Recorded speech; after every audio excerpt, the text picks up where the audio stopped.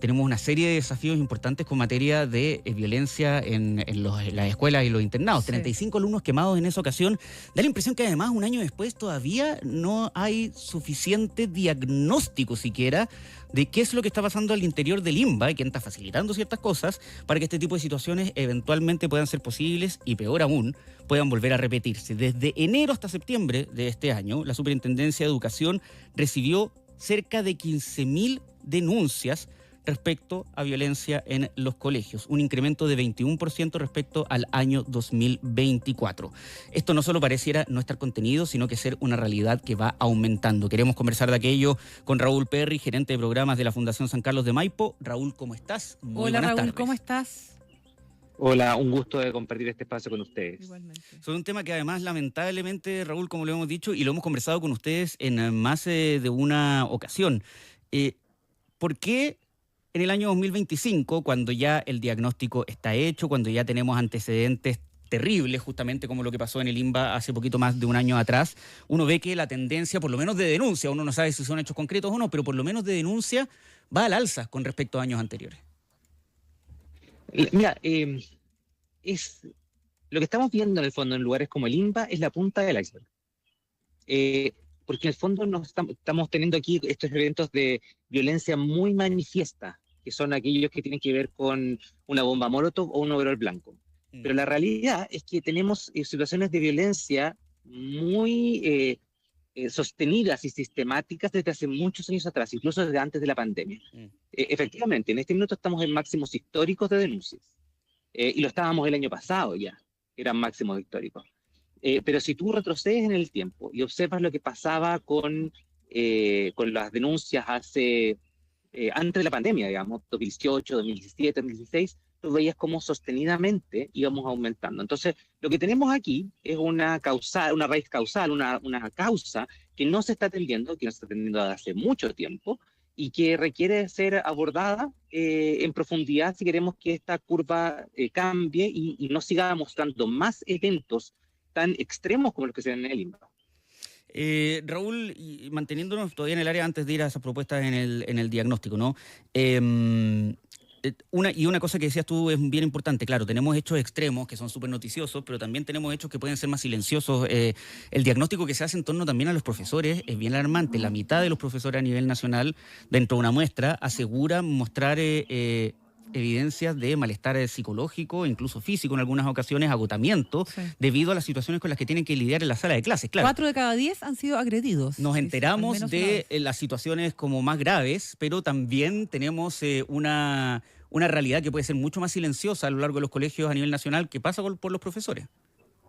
De todas maneras. Y en el fondo lo que tenemos aquí es una realidad que trasciende solamente el espacio de la comunidad educativa.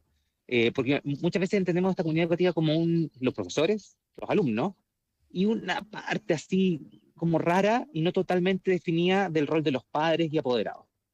Aquí lo que tenemos es una realidad social que trasciende a toda la sociedad, que involucra a los padres, madres y apoderados, que involucra a los profesores, que involucra a los estudiantes, y que tiene que ver con la manera en que hemos ido aprendiendo a socializar y convivir.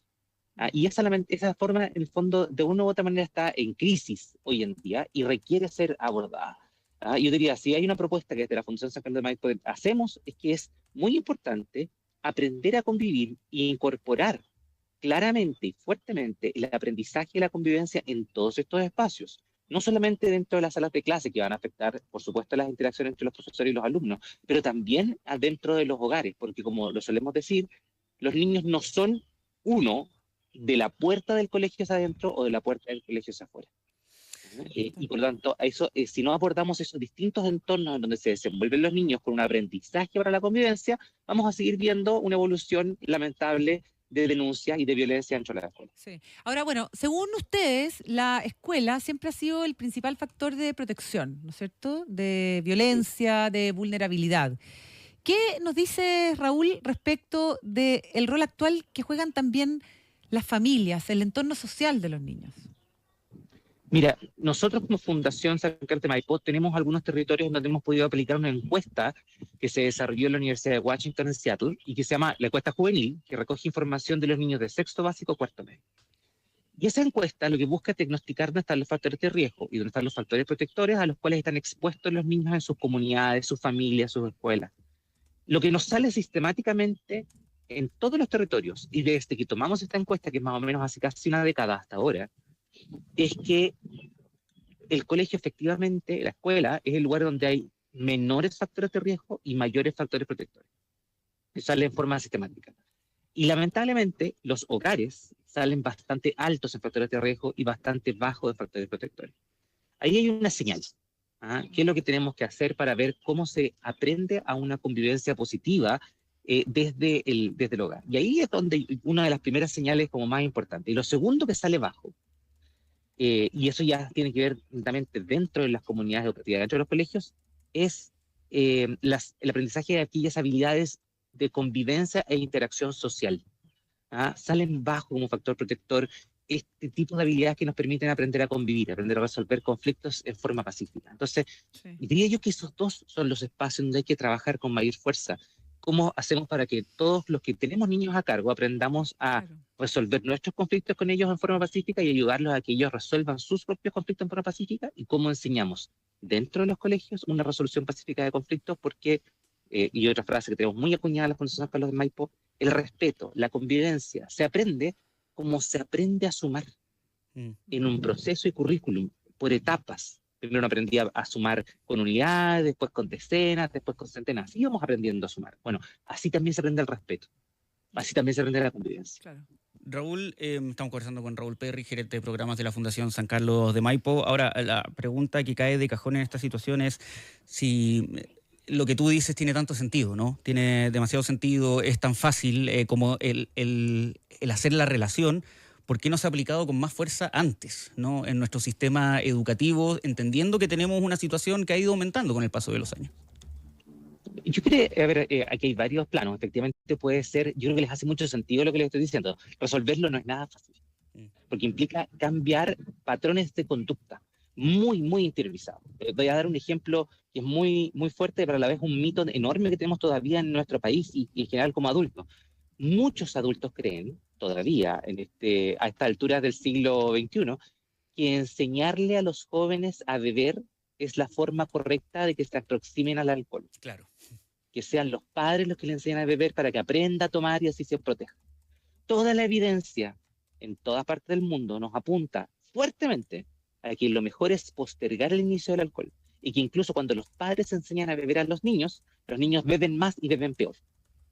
Pero aún tenemos muy instalada esa práctica. Así fuimos criados y lamentablemente vamos repitiendo esos patrones y cuesta mucho desinstalarlo. Bueno, algo parecido nos pasa en la resolución de conflictos.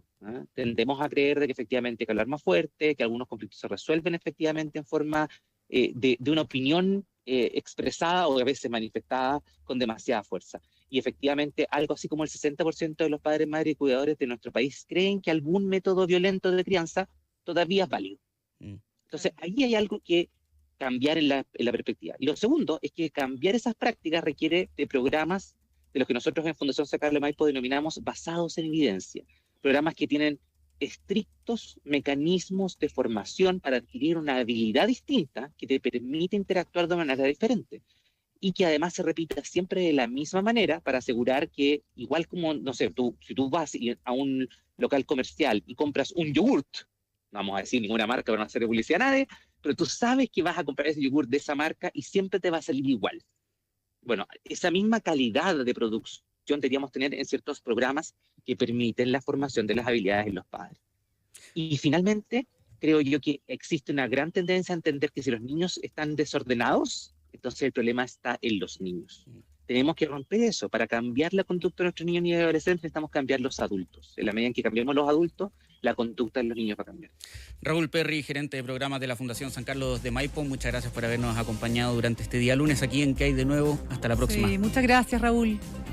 Muchas gracias a ustedes. Qué importante la labor que realizan. Importante la labor y siempre es bueno conversar con ellos para actualizar esta situación cada cierto tiempo. Nos tenemos que ir a la pausa, pero